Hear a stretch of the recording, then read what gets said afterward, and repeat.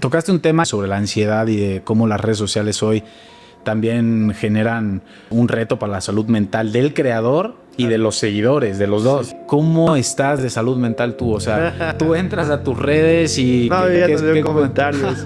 Sí me pega, pareciera que no, pero sí me pega. De repente leo un comentario de hate y digo, ¿pero te atacan a ti o atacan el lugar? A veces me atacan a mí, a veces atacan al lugar, a veces alguien tuvo una mala experiencia y se ensaña.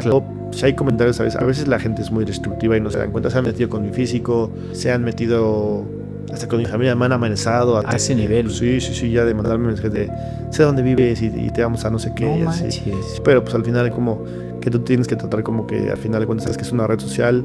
Hay gente que a lo mejor tiene sus 5 minutos y sacan el enojo de esa forma. Tú eres el repositorio del mal día que tuvieron, ¿no? Puede ser, a veces pasa. Pero yo creo que a todos nos pasa, a todos los creadores nos pasa.